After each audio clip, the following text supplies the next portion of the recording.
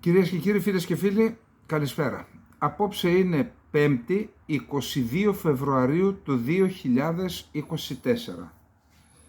2024. Θα ξεκινήσουμε την απόψινή μας εκπομπή με τα χρωστούμενα της προηγούμενης, δηλαδή η αναφορά στον Αλέξανδρο Υψηλάντη. Καταρχάς να πούμε κάτι για την οικογένεια των Υψηλαντών. Στον σημερινό νομό Τραπεζούντας υπάρχουν δύο χωριά, δεν λέω υπήρχαν, υπάρχουν, διότι μέχρι σήμερα ονομάζονται έτσι, που ονομάζονται Υψήλ, δηλαδή υψηλή ή υψηλά. Το ένα βρίσκεται στην περιοχή του κατοχωρίου, Τσάικαρα σήμερα το λένε, και το δεύτερο βρίσκεται στην περιοχή των Πλατάνων. Τώρα το λένε, τα Πλάτανα το λένε Ακτσάμπατ. Μάλιστα από το δεύτερο, στο δεύτερο κατοικούσε για ένα διάστημα ο πατέρας του δήμαρχου του σημερινού δήμαρχου της Κωνσταντινούπολης, αυτού που χορεύει ωραία ποντιακά. Λοιπόν, οι Ψηλάντες ήταν μία οικογένεια, όπως είναι γνωστό στις αυτοκρατορίες και της Κωνσταντινούπολης και της Τραπεζούντος, υπήρχαν εκτός από τον αυτοκράτορα και τον αυτοκρατορικό οίκο, υπήρχε και η τάξη των δυνατών.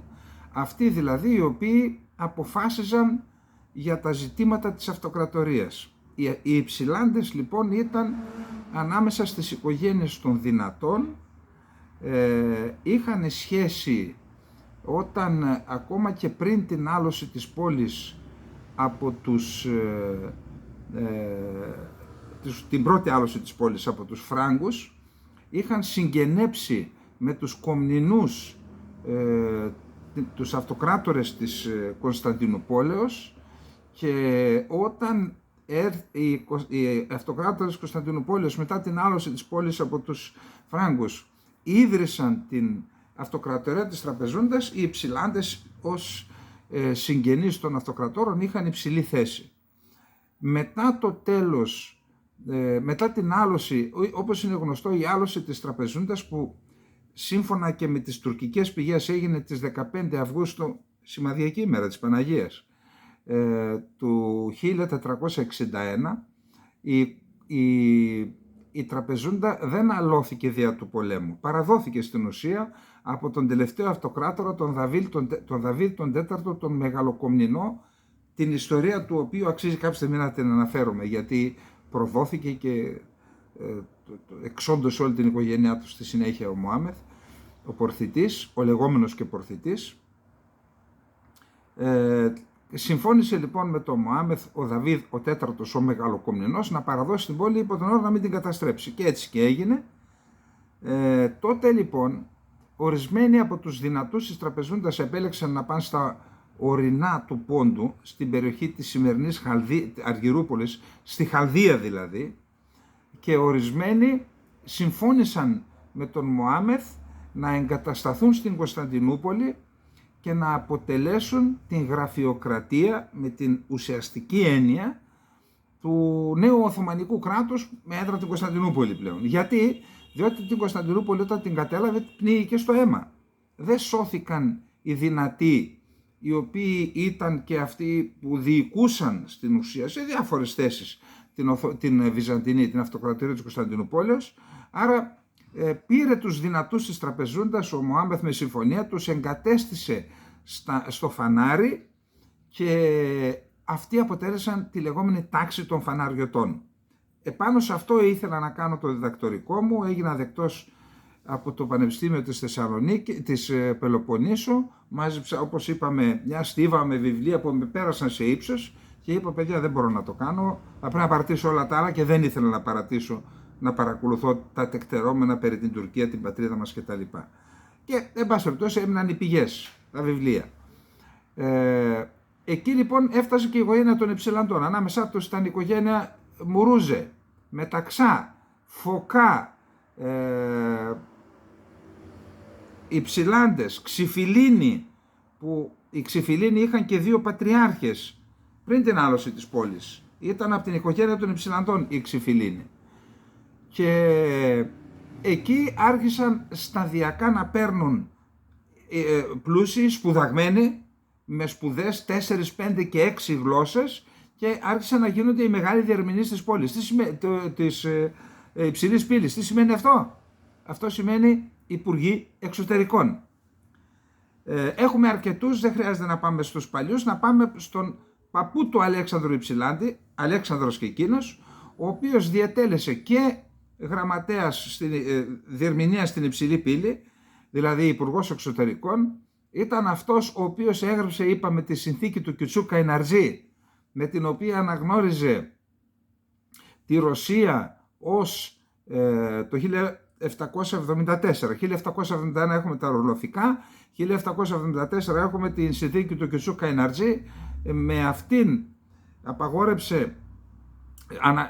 αναγορεύτηκε η Ρωσία ως προστάτητα των χριστιανών της Οθωμανικής Αυτοκρατορίας, και έτσι δεν επετράπη η σφαγή των Ελλήνων από τους Οθωμανούς, λόγω της απιστίας που έκαναν στους Οθωμανούς, σε εισαγωγικά φυσικά, με την εξέγερση των ορλοφικών.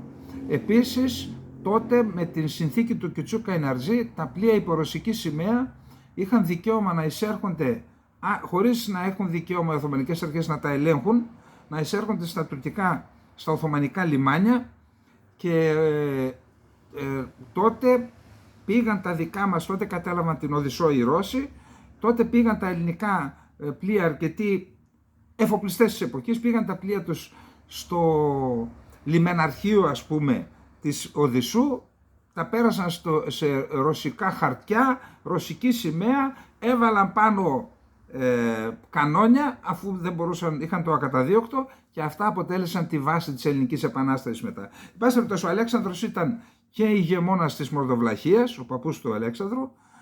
Στη συνέχεια ηγεμόνας ανέλαβε ο γιος του Κώστας, ο οποίος το 1806 νομίζω συντάχθηκε με τους Ρώσους, και επειδή συντάχθηκε με τους Ρώσους, οι Οθωμανοί αποκεφάλισαν τον πατέρα του που ήταν στην Κωνσταντινούπολη, τον Αλέξανδρο. Μεγάλη μορφή ο Αλέξανδρος, πολύ μεγαλύτερη μορφή και από τον εγγονό Αλέξανδρο Υψηλάντη.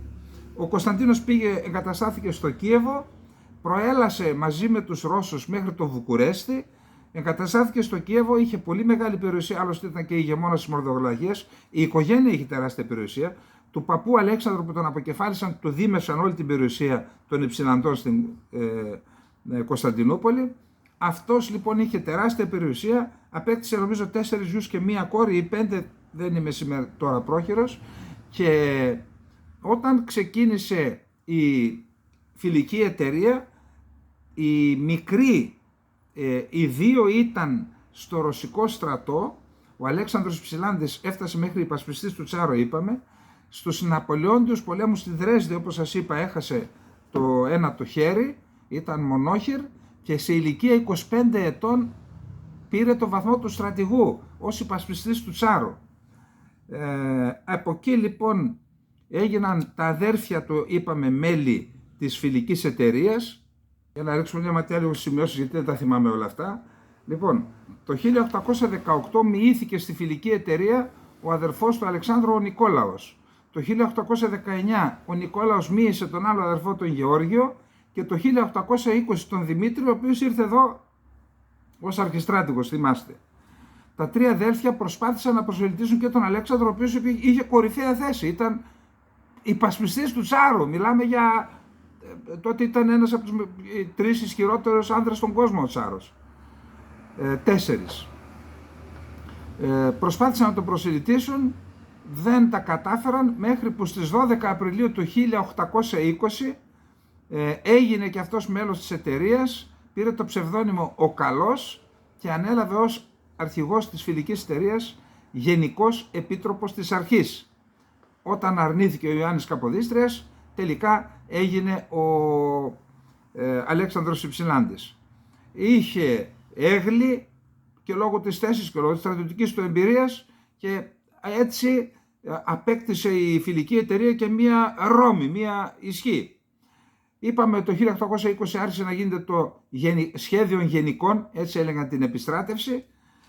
Είχε σχέδιο, τα είπαμε και στο χθεσινό αυτό, το σχέδιο ήταν να ξεκινήσει η Επανάσταση στην Πελοπόννησο για 2 λόγους. Ο πρώτος ήταν δημογραφικός και ο δεύτερος ήταν γεωγραφία. Δημογραφικός γιατί οι Έλληνες ήταν πλειονότητα στο Μοριά, και η γεωγραφία, ο Μοριάς είναι νησί, τον ένανε μόνο, τότε δεν ήταν η διόρυγα της Κορίνθου, ένας λαιμός εκεί ξηράς, ήταν λοιπόν σαν νησί, είχε δυσκολία οι Οθωμανικές δυνάμεις είχαν δυσκολία αν αποκοπούν τα δρομολόγια να ενισχύσουν τις δυνάμεις τους, και κυρίως η ωρεογραφία του Μοριά.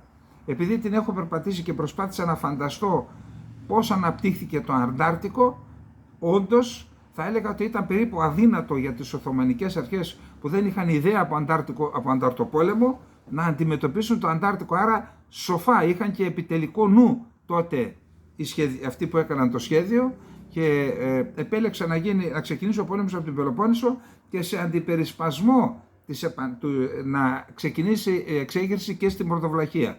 Το σχέδιο έγινε γνωστό, διέρευσε. Στο σχέδιο προβλεπόταν ο Αλέξανδρος να έρθει στο Μοριά και να ηγηθεί της Επανάστασης. Όταν διέρευσε και ήταν σχεδόν αδύνατη η μετάβασή του στον Μοριά, ξεκίνησε στις 21 στην ουσία Φεβρουαρίου, σαν χθες ξεκίνησε η Επανάσταση. Να δούμε λοιπόν λίγο από τα γεγονότα γρήγορα πώς εκτελήχθηκαν τότε. Λοιπόν, στις 21 Φεβρουαρίου του 1821 με τους αδελφούς του Νικόλαο και Γεώργιο, ο Αλέξανδρος Υψηλάντης διέβη τον Προύθο και μπήκε θριαμβευτικά στο Ιάσιο. Εκεί συγκέντρωσε τους πρώτους στρατιώτες του που ήταν κυρίως εθελοντές και έφταναν τις 2.000.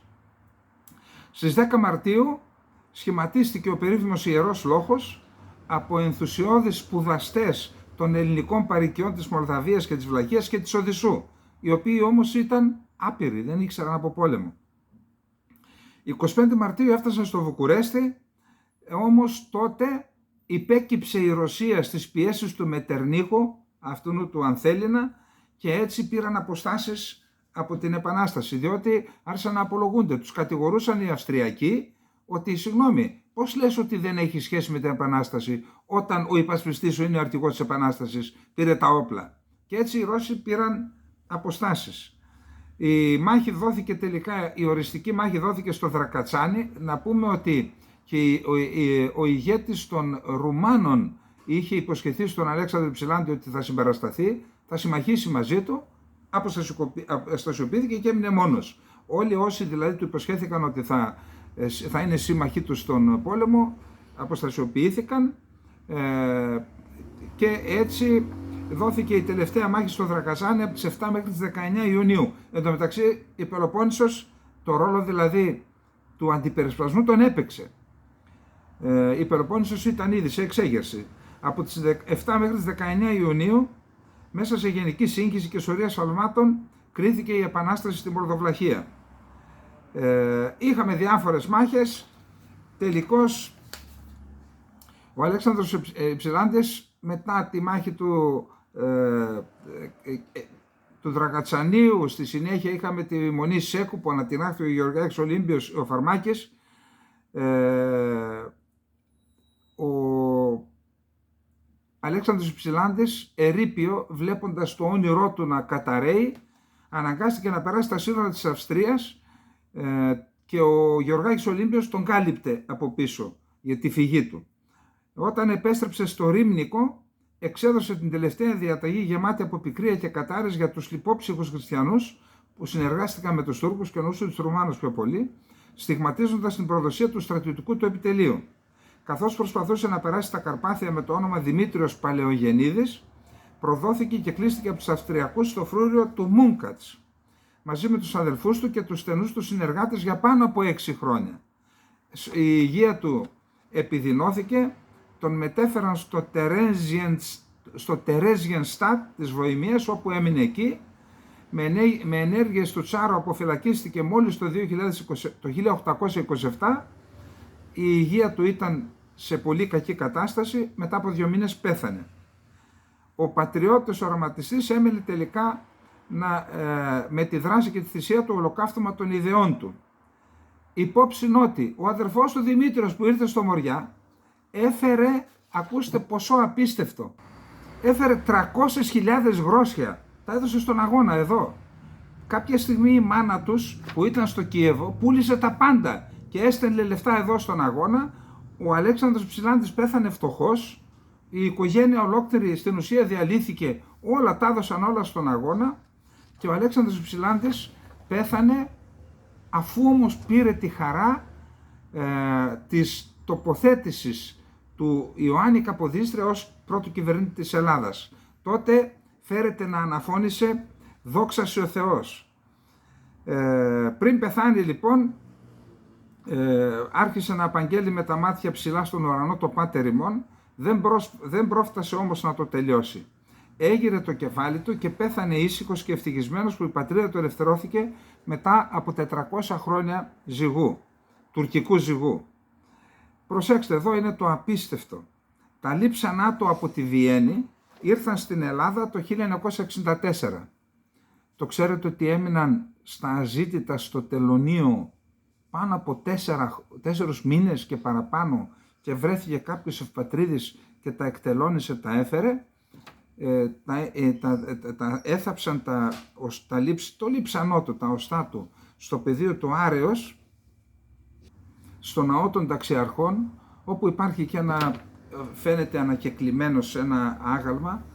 Αν σας πω πόσες φορές το λαιλατούν αυτοί οι ελληνόφωνοι που κατοικούν σήμερα στην Αθήνα, πόσες φορές το λαιλατούν. Δηλαδή έναν άνθρωπο που έδωσε τα πάντα και που ζήτησε η καρδιά του να βαλσαμωθεί και να έρθει στην Ελλάδα. Όντως η καρδιά του έχει βαλσαμωθεί, ήρθε στην Ελλάδα, βρίσκεται στον μικρό ναό του Αμαλίου Ορφανοτροφείου Θηλαίων, που βρίσκεται, όπως είπαμε, στη Σιχώρου, παράλληλη της Ηρόδου του Αττικού. Το ναΐδριο που βρίσκεται εκεί είναι και αυτό των ταξιαρχών. Εκεί βρίσκεται η καρδιά και του Αλέξανδρου Ψηλάντη και του Δημητρίου. Τώρα είπαμε ότι οι τιμές που έδωσε η χώρα αυτή που λέγεται Ελλάδα είναι ελάχιστες, δεν πω καθόλου, τίποτα μερικοί πόντιοι κάτι λένε. Όμως ενώ δεν τον τίμησε η Ελλάδα, τον τίμησαν οι ΗΠΑ. Υπάρχει πόλη στο Μίτσιγκαν που λέγεται Υψηλάντη και έχει και μνημείο και τους τιμούν οι ξένοι, αλλά δεν τους τιμούν οι Ελλαδίτες, για να μην πω και τίποτα άλλο. Να μην πω και τίποτα άλλο, διότι θα ξύσουμε πληγές και εδώ δεν είμαστε για να ξύνουμε πληγές. Πάμε να δούμε και κάτι άλλο τώρα, που και αυτό είναι συγκλονιστικό.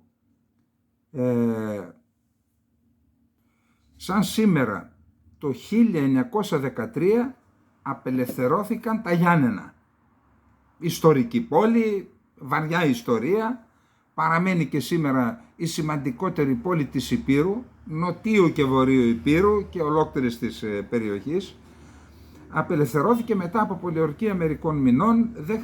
Δεν θέλω να πω λεπτομέρειες για το πώς απελευθερώθηκαν τα Γιάννενα. Θέλω να πω όμως το τι χρωστάμε στους Έλληνες της Κύπρου. Τους χρωστάμε, παρακαλώ.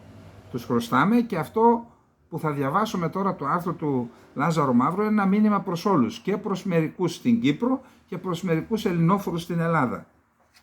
Εντάξει. Λοιπόν,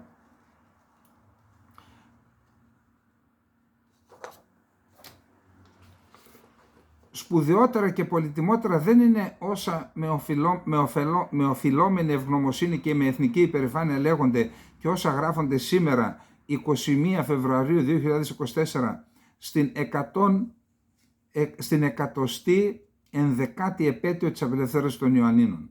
Λευτεριά την οποία πέτυχαν 21 Φεβρουαρίου 1913 μετά από εκατόμβες θυσιών σε σκληρότατες και αλλεπάλληλες μάχες, παρακαλώ, οι μονάδες του ελληνικού στρατού της υπό τον Ελευθέριο Βενιζέλο επιτευθύντας τότε πανεθνικής πανστρατιάς των Βαλκανικών Απελευθερωτικών Πολέμων του 1912-1913, που υπερδιπλασίασαν την έκταση της Ελλάδας και απελευθέρωσαν μετά από μακραίωνα πάνω από 400 χρόνια τουρκικό ζυγό, Ήπειρο, Μακεδονία, Θράκη και νησιά του Αιγαίου. Σπουδαιότερα και πολυτιμότερα είναι όσα έλεγαν και έγραφαν οι ίδιοι οι ηρωικοί πολεμιστές Βαλκανιομάχοι του 1912-13 κατά τη διάρκεια εκείνων των 9 πολεμικών μηνών, από τον Οκτώβριο του 1912 μέχρι τον Ιούλιο του 1913, για την μεγαλύτερη μετά την Επανάσταση του 1821 απελευθερωτική εξόρμηση του ελληνικού έθνους. Ανάμεσα σε αυτούς που πολέμησαν στους Βαλκανικούς πολέμους είναι και 1.800 Έλληνες της Κύπρου.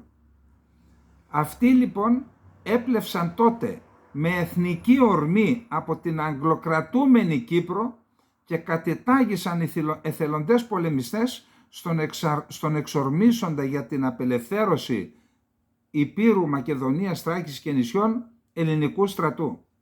40 από αυτούς τους 1.800 Κυπρίους έχασαν τη ζωή τους. Τουλάχιστον τα ονόματα 40 εξ αυτών εντοπίστηκαν ότι είναι ανάμεσα στους νεκρούς. Κορυφαία μορφή, ο 40 ετών τότε δήμαρχος Λεμεσού Χριστόδουλος Σόζος, ο οποίος άφησε τη δημαρχία της Λεμεσού και έσπευσε εθελοντής πολεμιστής και έπεσε στο καλπάκι, στο πεδίο της μάχης νεκρός την ημέρα της εορτής του Αγίου Νικολάου στις 6 Δεκεμβρίου του 1912 ως τυφεκιοφόρος στον προφήτη στον προφήτη Ηλία της Αετοράχης Μπυζανίου. Η πρωτομή του βρίσκεται στα Ιωάννινα, δίπλα στην πρωτομή του 20χρονου Κύπριου φοιτητή της Ιατρικής Σχολής του Πανεπιστήμιου Αθηνών Μιχαήλ Στιβαρού από τον Πεδουλά της Κύπρου, ο οποίος και αυτός εγκατέλειψε το πανεπιστήμιο και έτρεξε κατετάγει εθελοντής και έπεσε αυτός μια μέρα πριν, την ημέρα της ονομαστικής μου εορτής, έπεσε και αυτός στο Μπυζάνι, όπως είπαμε 5 Δεκεμβρίου του 1912, ημέρα του Σάββατου που εορτάζεται η μνήμη του Σάββατου Υγειασμένου. Να πω ότι αυτό που ακούσατε πριν από λίγο ήταν η πορεία, η φάλαγγα μάλλον, των μελισσοκόμων, οι οποίοι διαμαρτύρονται και αυτοί γιατί σβήνει η βιομηχανία, να την πούμε, της μελισσοκομείας στην Ελλάδα, που είναι πολύ σημαντική. Δεν έχει να κάνει μόνο με την παραγωγή μελιού. Μου είπε φίλος μου στην Αμερική ότι δίνουν $100 την κυψέλη σε μελισσοκόμους για να τοποθετούν τις κυψέλες τους μέσα σε παραγωγές για να γίνεται η επικονίαση, πώς τη λέμε. Δηλαδή οι μέλισσες που πηγαίνουν από λουλούδι σε λουλούδι κάνουν την επικονίαση. Άρα χωρίς μέλισσες στην ουσία δεν υπάρχει ζωή. Και αυτό το αφήσαμε και αυτό στην τύχη του. Τότε ο κύριος Μητσοτάκης που μάθησε όλους αυτούς τους γραμματωμένους, τι τους έχει? Ποιο επιτελικό κράτος? Για ποιον δουλεύουν αυτοί? Για 5 άτομα που αγόρασαν και ιδιωτικοποίησαν την Ελλάδα? Για αυτούς? Και όλοι αυτοί οι άνθρωποι που είναι στους δρόμους, αγρότες, κτηνοτρόφοι, μελισσοκόμοι. Πάμε λοιπόν τώρα. Αυτά λοιπόν τα σπουδαιότερα και πολυτιμότερα είναι, έχει γραφτεί ένα βιβλίο, 165 κείμενα, 59 Ελλήνων της Κύπρου εθελοντών Βαλκανιομάχων, γραμμένα από τους ίδιους στον πόλεμο και έστειλαν τις επιστολές στους δικούς τους. Αυτά διασώζονται με επιστημονική επιμέλεια στο μνημειώδες βιβλίο 518 σελίδων του νυν καθηγητή ιστορίας στο Πανεπιστήμιο Κύπρου Πέτρου Παπαπολιδίου, το οποίο εκδόθηκε στη Λευκοσία το 1999. Τίτλος: «Υπόδουλοι ελευθερωτέ αδελφών αλυτρώτων. Επιστολές, πολεμικά ημερολόγια και ανταποκρίσεις Κυπρίων εθελοντών από την Ήπειρο και τη Μακεδονία του 1912 και 1913». Ελάχιστο δείγμα περιεχομένου παραθέτουμε εδώ από τις επιστολές που έστελνε ο δήμαρχος Σόζος στη σύζυγό του Ερμιόνη, στους γονείς του και σε φίλους του, μετά που αφικνούμενος στην Αθήνα έγινε δεκτός από τον Πρωθυπουργό, από τη Λεμεσό έφυγε και ήρθε στην Αθήνα, και Υπουργό Στρατιωτικών Ελευθέρω Βενιζέλο, τον οποίον έπεισε να διατάξει την εθελοντική κατάταξή του σε μάχημη μονάδα, στις πρώτες γραμμές ζήτησε να πάει. Σόζος, δήμαρχος: «Εάν είμαι θα ηγέτη των υποδούλων λαών, οφείλομεν δια του παραδείγματός μας και της θυσίας μας να τους παιδαγωγόμεν, όπως και εκείνοι γίνωσεν άνθρωποι συναισθανόμενοι τα καθήκοντά των. Καθήκοντα τα οποία έχουμε προς την πατρίδα, τας υποχρεώσεις τας οποίες έχουμε προς αυτήν. Τι αξίαν έχουσιν εσυνδρομέ και άλλοι ενδείξεις του πατριωτισμού, όταν ένας υγιής άνθρωπος δεν προσφέρει τον εαυτόν του. Εμείς ήτινες έχουμε ακόμα την ηλικία της δράσεως ενόπλης, έπρεπε να δείξουμε το καλό παράδειγμα εις των λαών των οποίων θέλουμε να αποδιγετήσουμε διαμεγαλύτερα. Ενηδήθην χθες την τιμημένη στολή του Έλληνος στρατιώτου του πρώτου πεζικού συντάγματος, κατόπιν διαταγής του Βενιζέλου, τον οποίον είδα επί μισίαν ώρα στο Υπουργείο. Συνεκινήθη και γέμισαν τα μάτια του από δάκρυα όταν είδε την απόφασή μας. Διέταξαν αμέσως να μας οπλίσουν και να αναχωρήσουμε εντός 2 ημερών δια τα σύνορα του πολέμου. 25 Οκτωβρίου 1912 ο δήμαρχος της Λεμεσού, Χριστόδουλος Σόζος. Λοιπόν, ακούστε εδώ τι άποψη είχαν οι κάτοικοι της Κύπρου, που κάποιοι λένε κυπριωτισμός και τι έχει κάνει η Ελλάδα για μας και τι σχέση έχουμε εμείς με την Ελλάδα, εμείς είμαστε φοίνικες, εμείς είμαστε κυπριακό έθνος. Πού τα βρήκατε αυτά? Τι είστε μανιτάρια που φυτρώσατε στη γη, δεν έχετε ρίζα?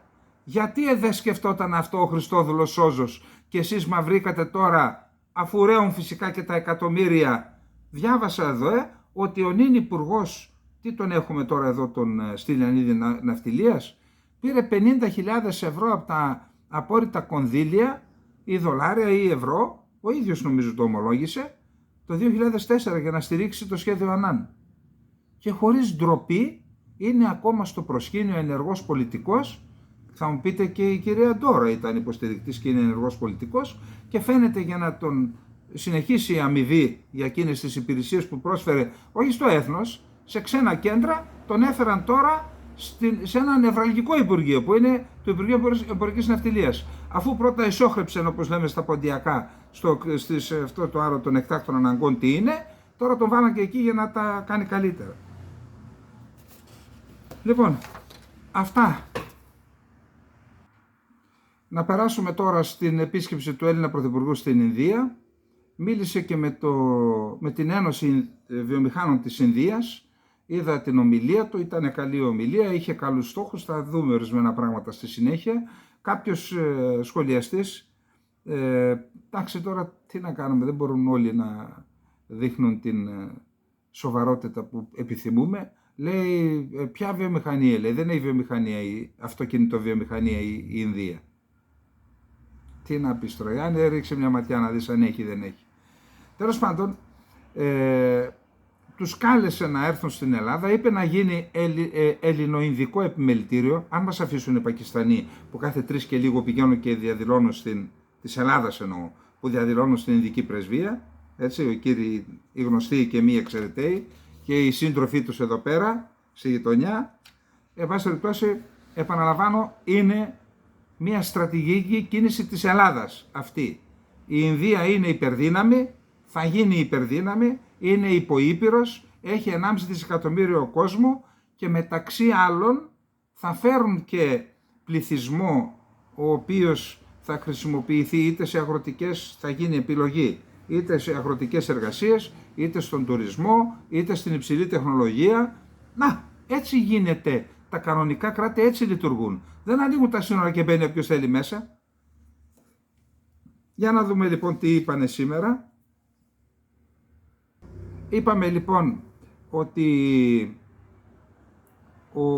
συναντήθηκε με την αντιπροσωπεία της Συνομοσπονδίας της Ινδικής Βιομηχανίας. Τεράστια βιομηχανία. Είπε ο κύριος Μητσοτάκης ότι υπάρχουν μεγάλες επενδυτικές ευκαιρίες ιδίως στους τομείς των υποδομών, των κέντρων logistics, της ενέργειας, της γεωργίας και των φαρμακευτικών προϊόντων. Η Ελλάδα έχει καλή φαρμακοβιομηχανία, αλλά πολλά από τα γενώσιμα βγαίνουν και στην Ινδία. Εκεί μπορούμε να συνεργαστούμε. Επίσης έκανε αναφορά σε αυτόν τον διάδρομο Ινδίας Μέσης Ανατολής Ευρώπης, πύλη της Ευρώπης. Ούτως ή άλλως των πραγμάτων είναι η Ελλάδα, έχει σχεδιαστεί αυτό και η Ελλάδα είπε ότι μπορεί να παίξει το ρόλο της πύλης εισόδου της Ινδίας στην Ευρώπη, γιατί έχουμε καλές σχέσεις με τις παρακείμενες χώρες.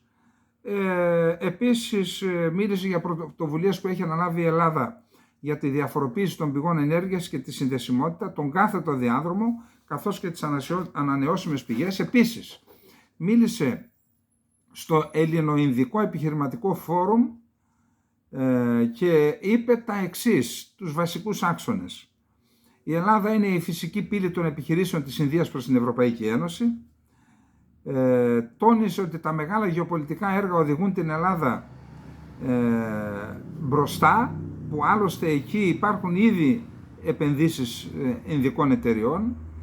Επίσης στάθηκε στο αυξημένο ενδιαφέρον της βιομηχανίας της άμυνας που υπάρχει σε όλο τον κόσμο αλλά και στην Ελλάδα, και είπε ότι η Ελλάδα πλέον προσπαθεί να μετασχηματίσει την υφιστάμενη αμυντική βιομηχανία και να την εξυγχρονίσει και να την αναμορφώσει. Έδωσε βαρύτητα στα μη επανδρωμένα αεροσκάφη και επίσης στην ναυτιλία, τονίζοντας ότι η ναυπηγική βιομηχανία της Ελλάδας αναδιατάσσεται, αναμορφώνεται και ξαναμπαίνει στο διεθνές προσκήνιο. Είπε ότι περισσότεροι Ινδοί εργαζόμενοι θα έρχονται στην Ελλάδα, καλοδεχούμενοι αν είναι με βάση κάποιο σχέδιο. Είπε επίσης ότι και αρκετές ελληνικές επιχειρήσεις δραστηριοποιούνται στην Ινδία. Προανήγγειλε την απευθείας πτήση από την Ελλάδα σε κάποιο αεροδρόμιο της Ινδίας και στο αεροδρόμιο, για να δω σε ποιο αεροδρόμιο, ναι, ξεναγήθηκε στο αεροδρόμιο του Νέου Δελχή, όπου η διαχειριστής είναι η εταιρεία που χτίζει το αεροδρόμιο στο καστέλι του Ηρακλείου. Εντάξει, αυτά νομίζω ότι είναι μια σημαντική κίνηση της Ελλάδας. Ελπίζουμε να αποδώσει κατά τα αναμενόμενα και τα σχεδιασθέντα. Τώρα γίνονται ανησυχητικές κινήσεις της Τουρκίας για την αναγνώριση του ψευδοκράτους. Εδώ φυσικά η Αθήνα καθεύδει, και αυτό δεν είναι τυχαίο, δεν καθεύδει από έλλειψη σχεδιασμού, ίσα-ίσα σχεδιασμένα καθεύδει για να φύγει το πρόβλημα αυτό, να αναγνωριστεί το ψευδοκράτος, γιατί νομίζει η Ελλάδα ότι αν γίνει αυτό θα γλιτώσει. Μαύρη είναι νύχτα στα βουνά. Τότε αρχίζει η περιπέτεια του ελληνισμού της Κύπρου για το υπόλοιπο κομμάτι. Εν πάση περιπτώσει, ο Αλίεφ φέρεται να έχει καλέσει το καλοκαίρι, έχουν σύνοδο της Ένωσης Τουρκικών Κρατών. Για όσους δεν γνωρίζουν, έχει γίνει διεθνής οργανισμός με γενικό γραμματέα κτλ. Των λεγόμενων τουρκικών κρατών. Θα κάνουν κάθε χρόνο μία σύνοδο κορυφής και κάλεσαν, ενώ πέρυσι η Ελλάδα και πάλι εκκυμάτω, την έκαναν δεκτή ως παρατηρητή, νομίζω στο Καζακστάν, το ψευδοκράτος. Τώρα λέει θα παραστεί κανονικά. Αν παραστεί κανονικά, είναι ακόμα ένα βήμα προς την αναγνώριση. Επίσης λέει ότι κάποιοι Τουρκοκύπριοι προσκεκλημένοι του κυβερνητικού κόμματος εκεί ταξίδεψαν με διαβατήρια του ψευδοκράτους. Αυτό είναι αναγνώριση. Αυτό είναι αναγνώριση. Κινητοποιείται, λέει, η Κυπριακή Δημοκρατία στην Ευρωπαϊκή Ένωση για να σταματήσει η πρόσκληση του Τατάρ ως προέδρου του Δουβουκού στο Μπακού. Η Ελλάδα δεν έχω ακούσει να λέει τίποτα. Πώς να πει τίποτα, πώς να πει όταν ήδη έχουμε ψιλοαναγνωρίσει το Κωσυφοπαίδιο, τι να πει, όταν έχουμε λερωμένη τη φωλιά μας, όταν κάναν τον αγωγό από το Αζερβαϊτζάν, αυτά δεν τα σκεφτόντουσαν, ότι η Ελλάδα είναι εξαρτημένη από έναν αγωγό από το Αζερβαϊτζάν? Και να σας πω κάτι, έχει ευθύνη μια μεγάλη πολιτική οικογένεια, η οποία φαίνεται ότι έχει και άλλα ωφέλη και υπάρχουν και μαρτυρίες γι' αυτό που δεν τα λέω στην τύχη, εντάξει. Και έτσι εχμαλωτίστηκε η Ελλάδα, χειροπόδαρα δεμένη στο Αζερβαϊτζάν, το οποίο αναμένεται να κάνει βήμα για την αναγνώριση του ψευδοκράτους. Εχμάλωτη η Ελλάδα, όπως είπαμε. Λοιπόν, τώρα να δούμε και το τελευταίο θέμα για να περάσουμε στο Ισραήλ, είναι το θέμα του Καάν. Αν είναι αλήθεια αυτά που διαβάζουμε, δεν κάνουμε προπαγάνδα της τουρκικής αμυντικής βιομηχανίας, αλλά δεν μπορούμε να βάζουμε και το κεφάλι στην άμμο. Αν είναι αλήθεια, αν όντως αυτό είναι μικρού ίχνους, stealth που λένε, αόρατο, το Καάν, τότε η Τουρκία έχει κάνει όχι βήμα, άλμα. Έτσι. Και έχουμε πει ότι η Τουρκία έχει το εξής πλεονέκτημα, ότι η αμυντική της βιομηχανία αποκτά βιωσιμότητα επειδή βρίσκει αρκετά ντουγάνια, να χρησιμοποιήσω τουρκική λέξη, από χώρες μουσουλμανικές, τους μοιράζει λεφτά στην ηγεσία Ερντογάν και αγοράζουν τα τουρκικά όπλα, τα οποία δεν φημίζονται για την ποιότητά τους, αλλά είναι φτηνά. Υπάρχει και το ρουσφέτη, όπως είπαμε, πάλι η τουρκική λέξη, και έτσι αρχίζει και επεκτείνεται και αποκτά βιωσιμότητα η τουρκική αμυντική βιομηχανία. Δηλαδή, αν έκανε η Τουρκία αεροσκάφη για τον εαυτό της, εντάξει, δεν λέει και τίποτα. Αν αρχίζει όμως να πουλάει εδώ και εκεί, για παράδειγμα στην Αλβανία αύριο, όπως πουλάει και τα Μπαϊρακτάρ, τότε δια των οπλικών συστημάτων αποκτά επιρροή στις χώρες στις οποίες πουλάει όπλα. Και η Ελλάδα είναι με την πράσινη ανάπτυξη, με τις ανεμογεννήτριες που εξυπηρετούν με γερμανικά συμφέροντα, και περιμένουμε, η Τουρκία γίνεται πυρηνική δύναμη, εμείς περιμένουμε να μας πάρουν στα σοβαρά σαν χώρα με αυτούς που έχουμε.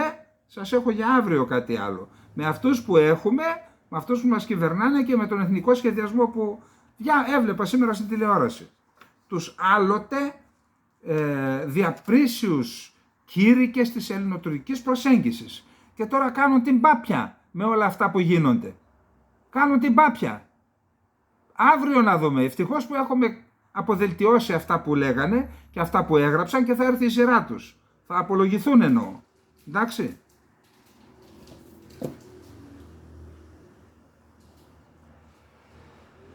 Να περάσουμε στο τρίτο θέμα, Ισραήλ.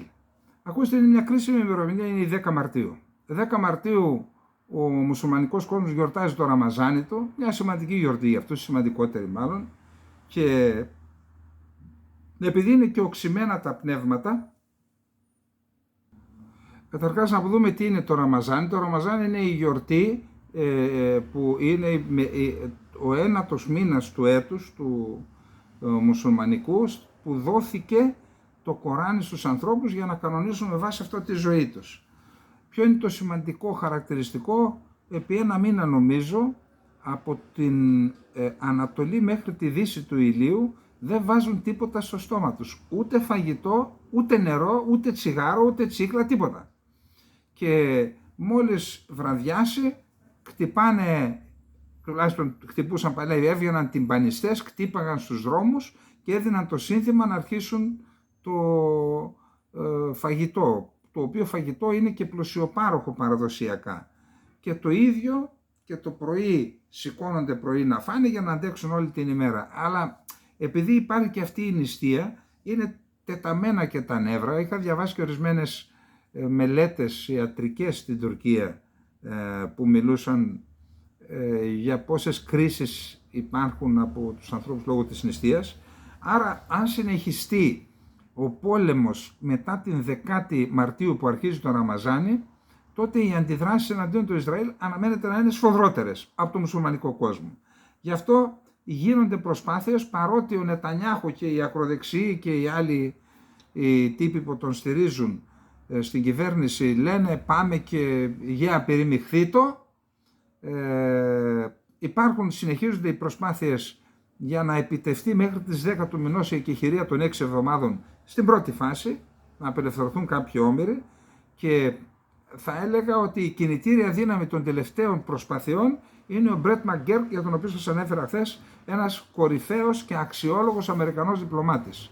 Τώρα, για πολλά υποσχόμενες ενδείξεις προόδου σχετικά με μια νέα συμφωνία για την απελευθέρωση ομήρων από τη λωρίδα της Γάζας έκανε λόγο ο Μπένι Γκάντς, μέλος του Πολεμικού Υπουργικού Συμβουλίου του Ισραήλ.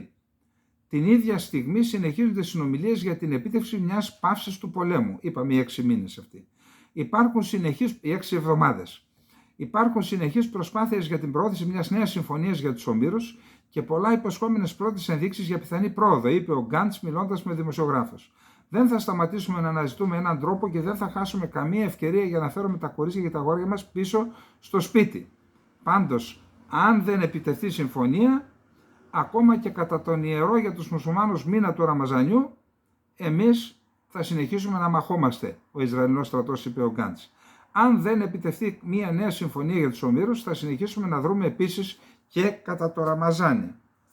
Χτύπησαν τον καταβλισμό Νουσεϊράτ στο κεντρικό τμήμα της λωρίδας της Γάζας και έχουμε 17 νεκρούς και αρκετούς τραυματίες.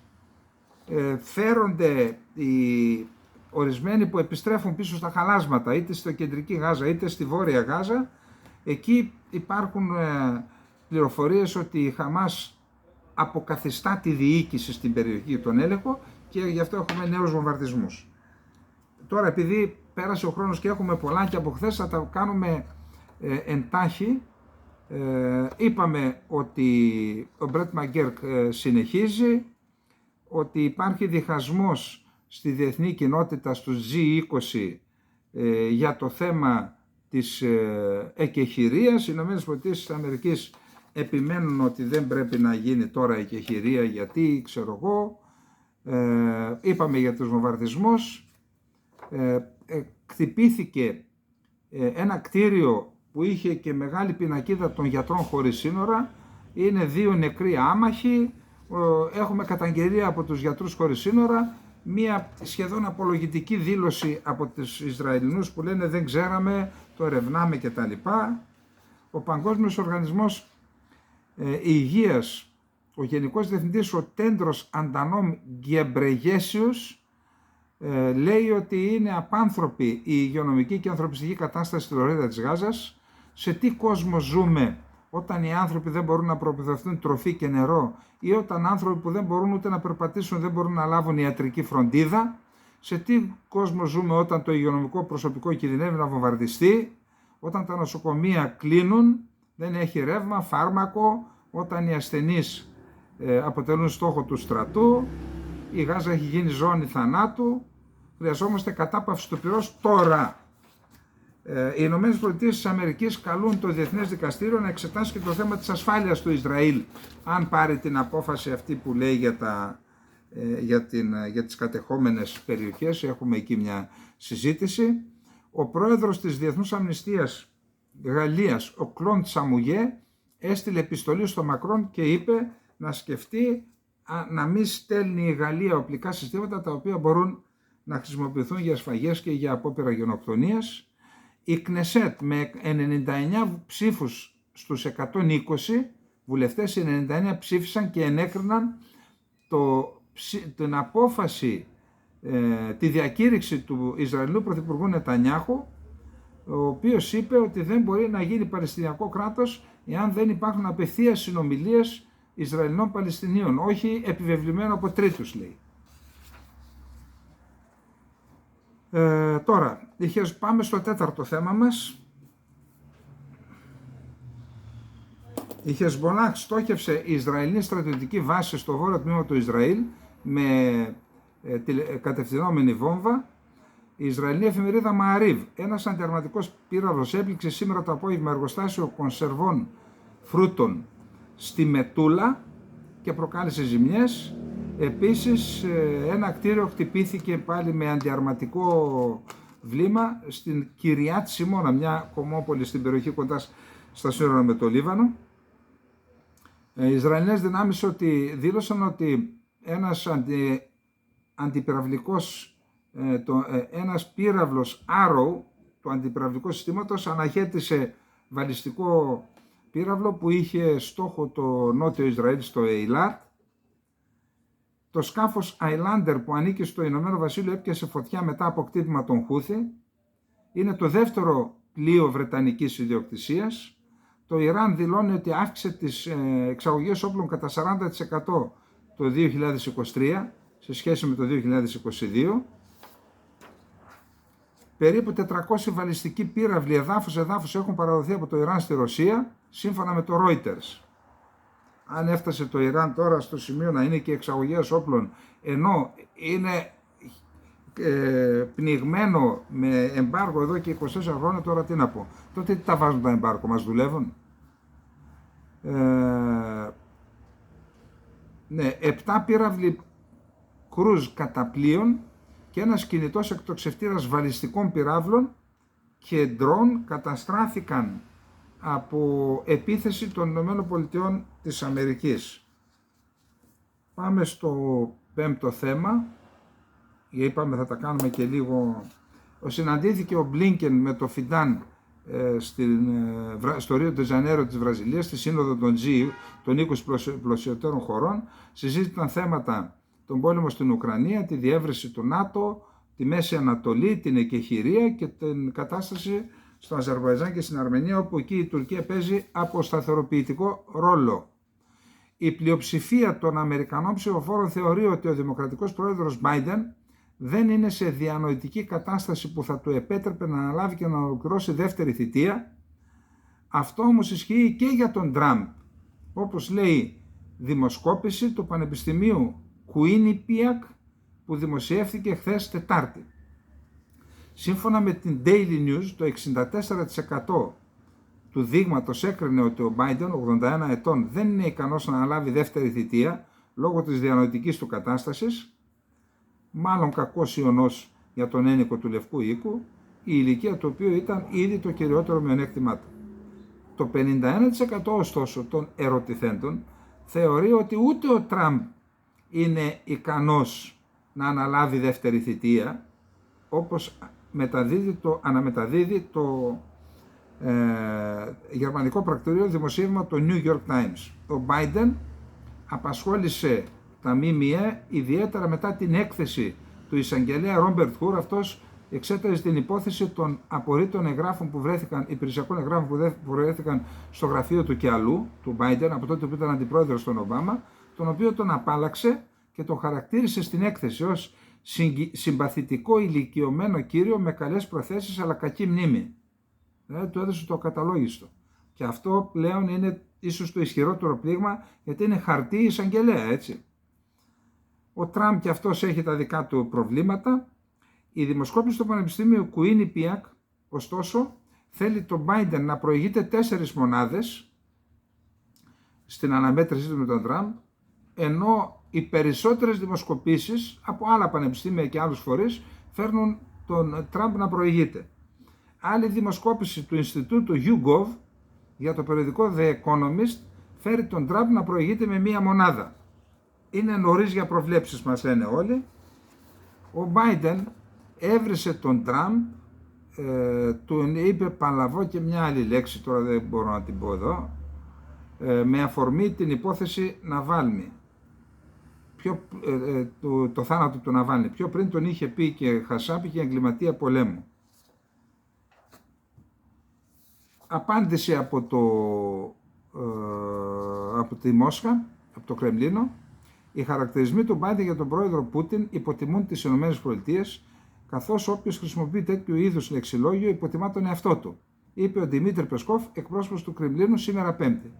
Είναι κακή προσπάθεια να θυμίζει καουμπόι του Hollywood, είπε ο Πεσκόφ.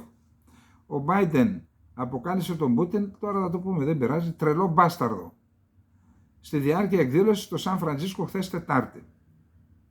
Ο Πούτιν δεν χρησιμοποιεί χυδαίες εκφράσεις. Η χρήση τέτοιας γλώσσας εναντίον ενός αρχηγού άλλου κράτους από τον πρόεδρο των ΗΠΑ δεν συνιστά προσβολή για τον πρόεδρο Πούτιν. Είναι υποτιμητική για τους ίδιους που χρησιμοποιούν τέτοιο λεξιλόγιο. Έχει χρησιμοποιήσει ποτέ τόσο χυδαία έκφραση ο Πούτιν για να σας απευθυνθεί? Δεν συνέβη ποτέ. Αυτό το λεξιλόγιο υποτιμά την ίδια την Αμερική. Υπάρχει ένα τρομερό άρθρο, σας προτείνω να το διαβάσετε, γιατί είναι και, ας πούμε, τη λέξη case study. Η υπόθεση του Aldrich Ames, ενός διευθυντικού στελέχου της Αμερικανικής Υπηρεσίας Πληροφοριών, της CIA, ο οποίος ήταν επί χρόνια τοποθετήκε στην Άγκυρα, είχε εντολή να πλησιάσει Ρώσους διπλωμάτες για να ψαρέψει, αλλά τελικά τον ψάρεψαν. Τον άρπαξαν στο δόλωμα, τον στρατολόγησαν και τον είχαν επί δεκαετίες στρατολογημένο. Και μέχρι που έφτασε και σε θέση διευθυντική που παρακολουθούσε τη Σοβιετική Ένωση. Και από εκεί αποκάλυψε και τα ονόματα και τη δράση τουλάχιστον 12 πρακτόρων της CIA και του FBI, οι οποίοι έχασαν τη ζωή τους ένεκα αυτής της δράσης. Πώς αποκαλύφθηκε? Αποκαλύφθηκε όταν συνταξιούχος πλέον, καλά εκεί, το τμήμα ασφάλειας μου φαίνεται ότι κοιμούνται όρθιοι εκεί, υπόψη της όλης της υπηρεσίας πληροφοριών, νευραλγικής σημασίας είναι το τμήμα ασφάλειας, που ελέγχει τη διείσδυση ξένων πληροφοριών στο προσωπικό, δηλαδή παρακολουθεί τους πάντες. Αυτό λοιπόν, αφού έκανε τη μεγάλη ζημιά, αφού σκότωσε ανθρώπους στην ουσία, κάποια στιγμή το έξυπνο πουλί από που είπαμε ότι πιάνεται, χραπ από τη μύτη.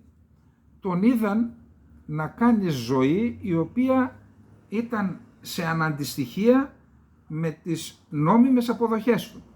Και μετά από αυτό, όταν άρχισαν να το παρακολουθούν, είδαν ότι πληρώνει μόνο μετρητά. Δηλαδή, τα έξοδα που έκανε, για τα έξοδα που έκανε δεν υπήρχαν αναλήψεις χρημάτων από τους λογαριασμούς του. Και έτσι τον άρπαξαν κάποια στιγμή, τον είδαν, έδεσαν την υπόθεση, ισόβια, θα πεθάνει στη φυλακή. Πολύ δυνατό θέμα, διαβάστε το, έχει ενδιαφέρον τουλάχιστον για όσους ασχολούνται με τα θέματα αυτά. Ο Biden μάλλον προορίζει για τη θέση του Γενικού Γραμματέα του ΝΑΤΟ τον Πρωθυπουργό της Ολλανδίας, τον Μαρκ Ρούτε, σύμφωνα με το Πολίτικο. Δεύτερη αποτυχημένη εκτόξευση πυράβλου Trident από το Βρετανικό πολεμικό ναυτικό. Τώρα δεν έχουμε χρόνο να τα πούμε όλα, είπαμε. Πάμε να δούμε τι γίνεται. Ο Biden, ο οποίος είχε στην ουσία ακυρώσει ένα νόμο που είχε κάνει ο Τραμπ για τους μετανάστες, τώρα σδριμωγμένος εν ώψη των εκλογών θα χρησιμοποιήσει τον νόμο για τον οποίο έβριζε τον Τραμπ. Υπάρχει ένα θέμα, η American Conservative μιλάει για τη δεινή θέση στην οποία βρίσκονται οι ΗΠΑ στη Μέση Ανατολή, δεν έχουμε χρόνο. Πάλι το θέμα της ηλικίας του Biden από το Fox News που είναι των Ρεπουμπλικάνων. Ο Τραμπ χειροκροτήθηκε, αυτό είναι χθεσινό έτσι, γιατί αρνήθηκε να υπερασπιστεί τους συμμάχους του στο ΝΑΤΟ. Ο Ντόναλντ Τραμπ σε συνάντηση με ψηφοφόρους στη Νότια Καρολίνα είπε ότι αν επιστρέψει στο Λευκό Οίκο δεν θα υπερασπιστεί τους συμμάχους του ΝΑΤΟ που δεν ξοδεύουν το 2% του ΑΕΠ για την άμυνα. Γράφει immediate. Οι συγκεντρωμένοι υποστήριξαν τα λόγια του με χειροκροτήματα, φωνές και κραυγές. Όσο σημαντικό είναι αυτό που λέει ο Τραμπ, τόσο σημαντικό είναι ότι οι από κάτω χειροκροτούν. Αυτό να αξιολογήσουμε όλοι οι Ευρωπαίοι, γιατί μας περιμένουν δύσκολες μέρες και εννοώ οι μέρες που πρέπει να πάρουμε δύσκολες αποφάσεις, μάλλον να το αλλάξω. Ο Τραμπ επέκρινε το μεγάλο ποσό κονδυλίων που διατίθεται στην Ουάσιγκτον για την υποστήριξη της Ουκρανίας εκτός ΝΑΤΟ. Τόνισε επίσης ότι θα έπρεπε να πληρώσουν όλες οι χώρες για την Ουκρανία αναλογικά τα ίδια ποσά πληρώνουμε η Αμερική. Γιατί να πληρώνουμε εμείς? Τώρα δεν έχουμε χρόνο, αλλά πρέπει να πω το εξής. Εδώ γίνεται ένα λάθος. Δεν είναι λογιστική πράξη οι αμυντικές δαπάνες και η χρηματοδότηση των ενεργειών του ΝΑΤΟ. Το ΝΑΤΟ υπάρχει κυρίως για τα συμφέροντα των ΗΠΑ, κύριε Ντόναλντ Τραμπ. Δεν υπάρχει για τα συμφέροντα της Πορτογαλίας. Η Πορτογαλία εκεί που είναι δεν απειλείται και δεν εξυπηρετείται κανένα συμφέρον της. Γιατί να πληρώνει για τα συμφέροντα των ΗΠΑ που είναι η γεωπολιτική περικύκλωση της Ρωσίας και της Κίνας?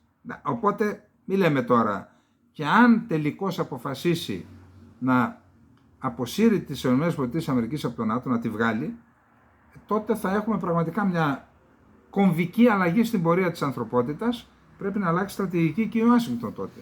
Γι' αυτό λέμε ότι το βαθύ κράτος για το βαθύ κράτος των ΗΠΑ είναι ένα μεγάλο πρόβλημα ο Τραμπ. Αν δηλαδή κάνει πράξη την απειλή του να αποσύρει τις ΗΠΑ, τότε αλλάζει η ανθρωπότητα.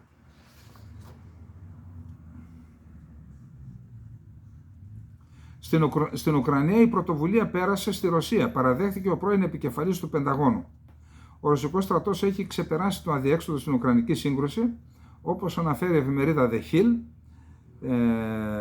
και παρουσιάζοντας δήλωση του πρώην διευθυντή της CIA και επικεφαλής του Πενταγώνου Ρόμπερτ Γκέιτς, σχολιάζοντας την επιτυχία των ρωσικών στρατευμάτων στην Αυντέιβκα. Δεν είναι πλέον αδιέξοδο. Οι Ρώσοι έχουν κερδίσει ξανά δυναμική, είπε ο Γκέιτς. Το μόνο που διάβασα είναι ότι η Ρώσια επιτίθεται σε όλο το μέτωπο των 1.000 χιλιόμετρων. Καθώς το Κίεβο αντιμετωπίζει έλλειψη βλημάτων πυροβολικού, είπε, οι Ρώσοι αισθάνονται ότι η κατάσταση έχει αλλάξει και παρόλο που υπάρχουν ακόμη πολλά να γίνουν, η πρωτοβουλία έχει περάσει στη ρωσική πλευρά. Ο Γκέιτς σημείωσε ότι οι Ευρωπαίοι σύμμαχοι του ΝΑΤΟ, τους οποίους τόσο συχνά επικρίνουμε, έχουν ενισχύσει την υποστήριξη προς την Ουκρανία, αλλά δεν έχουν τη δυνατότητα να στείλουν αμέσως όπλα. Αυτή τη στιγμή η μόνη πραγματική στρατιωτική βοήθεια προέρχεται από τη ΣΥΠΑ. Και όπως όλοι γνωρίζουμε, τώρα είναι, ας πούμε, σε παύση. Δεν στέλνουμε.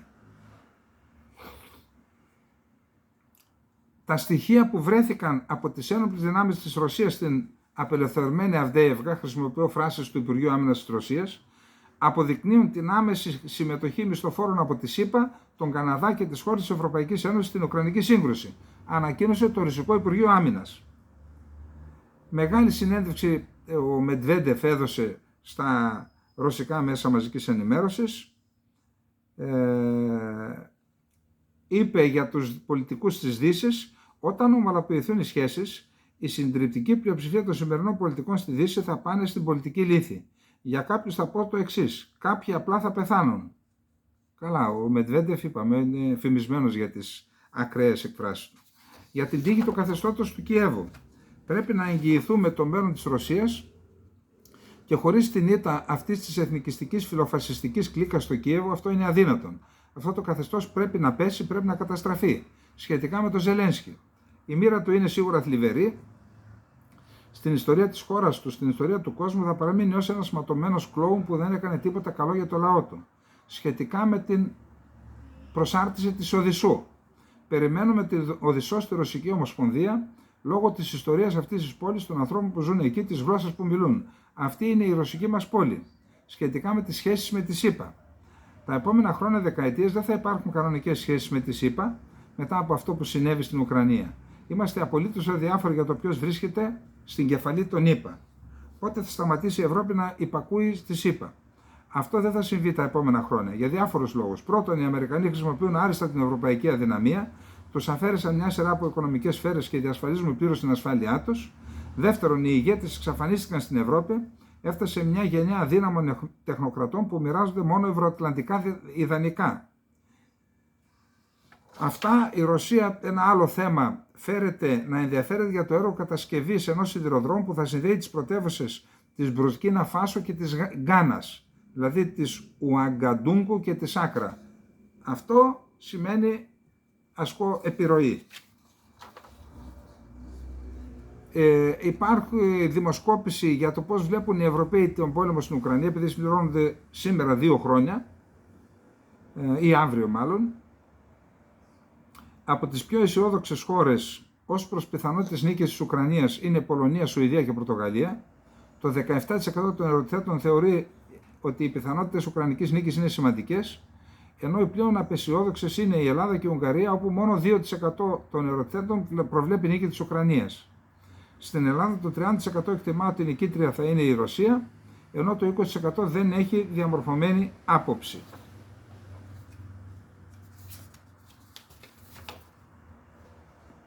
Η Σουηδία έχουν γίνει ομιλητικότατες οι υπηρεσίες πληροφοριών της Σουηδίας και στρατιωτικών και πολιτικών υπηρεσίες πληροφοριών και λένε ότι η Ρωσία συνιστά απειλή για τη Σουηδία, ειδικά στην αρκτική Σουηδία. Ο Μετβέντεφ: τα ρωσικά στρατεύματα μπορεί να χρειαστεί να φτάσουν στην πρωτεύουσα της Ουκρανίας, στο Κίεβο, για να πετύχουν τους στόχους της εισαγωγικά ειδικής στρατιωτικής επιχείρησης, δήλωσε σήμερα Πέμπτη ο πρώην πρόεδρος της Ρωσίας Μετβέντεφ, σύμφωνα με το ΤΑΣ. Ο ίδιος είπε ακόμα ότι η Ρώσοι και η Ουκρανία είναι ένα έθνος και ότι η Ουκρανική κυβέρνηση, την οποία η Μόσχα αποκαλεί καθεστώς του Κιέβου, πρέπει να πέσει. Αποσύρθηκε η Ρωσία από μια συμφωνία, αλλιευτική συμφωνία που είχαν με τη Βρετανία από το 1956. Ο Χρουσόφ την είχε υπογράψει.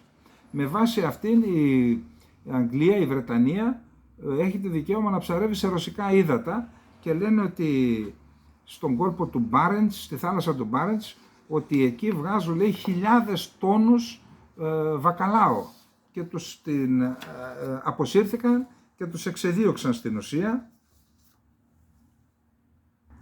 Ο καγκελάριος της Γερμανίας φέρεται να δέχεται πιέσεις από τα κόμματα της συγκυβέρνησης να δοθούν πύραυλοι μεγάλου βελληνικούς τύπου Τάουρους από τη Γερμανία στην Ουκρανία. Επίσης, οι 3 μεγαλύτερες κινεζικές τράπεζες σταμάτησαν να δέχονται πληρωμές από τη Ρωσική Ομοσπονδία. 3 από τις 4 μεγαλύτερες, κατόπιν του διατάγματος που έβγαλε τα Χριστούγεννα ο Biden, με βάση το οποίο και οι τουρκικές τράπεζες μαζεύτηκαν και έχουμε προβλήματα εκεί.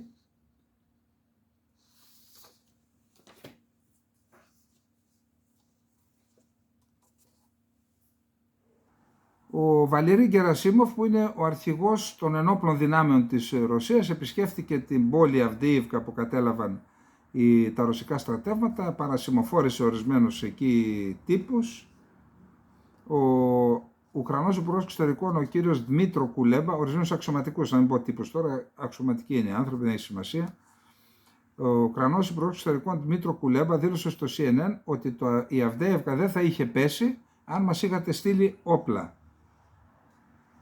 Η Μόσχα θεωρεί ότι με την κατάληψη της Αυντίιβκα θα είναι πιο δύσκολο για τους Ουκρανούς να βομβαρδίζουν τον Ντονέτσκ. Αυτό το έχουμε πει από την αρχή της σύγκρουσης, ότι η μητέρα των μαχών θα γίνει στην Αυντίιβκα. Αλλά τρομερή είδηση. Ο πόλεμος στην Ουκρανία έχει κοστίσει στη Γερμανία ως τώρα 240 δισεκατομμύρια ευρώ. 100 δισεκατομμύρια το 2020 και 140 δισεκατομμύρια το 2023. Σύμφωνα με γερμανικές υπηρεσίες. Ο Λουκασένκο λέει ότι πρέπει να μοιράσουμε, να βγουν ένοπλοι στους δρόμους γιατί θα μας κάνουν προβοκάτσια, και εννοεί τους Πολωνούς. Είχαμε μια απάντηση από τους Πολωνούς. Ο Πούτιν ηρωνεύτηκε τους Ουκρανούς για την εγκατάλειψη της Αυντίιβκα. Η διοίκηση των Ουκρανικών Ενόπλων Δυνάμεων έδωσε τη διαταγή της αποχώρησης από την Αυντίιβκα αφού ήδη οι Ουκρανοί στρατιώτες είχαν φύγει από εκεί. Λέει δηλαδή ότι στην ουσία έφυγαν χωρίς διαταγή. Και η διαταγή αποχώρησης ήρθε μετά την αποχώρηση των... Ήταν στην πραγματικότητα μία φυγή με όλη τη σημασία του όρου, είπε ο Πούτιν στη συνάντηση που είχε με τον Ρώσο Υπουργό Άμυνας, τον Σεργέη Σοϊγκού. Ο Σοϊγκού είπε ότι ελέγχουμε όλη την Ανατολική, ελέγχουμε de facto όλη την όχθη του Δνίπερου και αφορά το χωριό Κρίνκι που είχαν κάνει ένα προγεφύρωμα εκεί οι Ουκρανοί.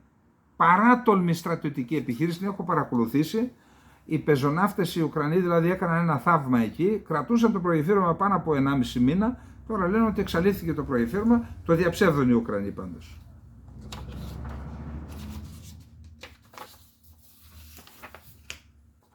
Έχουν περάσει 10 χρόνια από την εξέγερση στο Μεϊντάν, τα έχουμε πει αυτά. Καλά, τώρα εδώ κρατηθείτε. Υπάρχουν, λέει, χιλιάδες αλλοδαποί στα σύνορα Ρωσίας-Φινλανδίας που θέλουν να περάσουν στη Φινλανδία. Έχουμε πληροφορίες ότι χιλιάδες άνθρωποι από τη ρωσική πλευρά περιμένουν για να περάσουν στη Φινλανδία, είπε η Υπουργός Εσωτερικών Μάρι Ραντάνεν σε συνέντευξη τύπου που παραχώρησε, σημειώνοντας ότι το γεγονός αυτό συνιστά απειλή για την κοινωνία. Προσέξτε εδώ, προσέξτε πόσο ευαίσθητοι είναι οι άνθρωποι εκεί και πόσο χοντρόπετσι είναι οι δικοί μας εδώ. Λέει, σύμφωνα με τη Φιλανδική Συνοριοφυλακή, ακούστε νούμερα τώρα, θα φρίξετε. Περισσότεροι από 1.300 αιτούντες άσυλο από χώρες όπως η Ιεμένη, Σομαλία και Συρία πέρασαν τη χώρα από τη Ρωσία από τον Αύγουστο μέχρι τον Δεκέμβριο. 1.300 άτομα, εδώ περνούσαν 1.000 άτομα τη μέρα στην Ελλάδα, 2.000 τη μέρα. Και εδώ λέει από τον Αύγουστο μέχρι τον Δεκέμβριο, 6 μήνες σχεδόν. Μόνο τον Νοέμβριο καταγράφηκαν 900 αφίξεις. Συγκριτικά πριν από τον Αύγουστο περνούσε ένα άτομο τη μέρα. Και όλη αυτή την κατάσταση τη θεωρούν απειλή για την κοινωνία. Οι δικοί μας γιατί δεν κάνουν τέτοιες δηλώσεις, φοβούνται μήπως τους πούνε ρατσιστές. Κοιτάξτε οι άλλοι πώς υπερασπίζονται τη χώρα τους. Σκανδιναβοί, φημισμένοι για την υπεράσπιση των ανθρωπίνων δικαιωμάτων, αλλά ταυτόχρονα υπερασπίζονται και την πατρίδα τους. Δεν υπάρχει... Να πούμε 2 λόγια μόνο ή τα αφήσουμε για αύριο, δεν πειράζει. Λοιπόν, αυτά είχαμε να πούμε για απόψε. Έχουμε ωραία πράγματα για αύριο. Θα τα αφήσουμε γιατί έχει παρέλθει ο χρόνος. Λοιπόν, να είστε καλά, καλή νύχτα.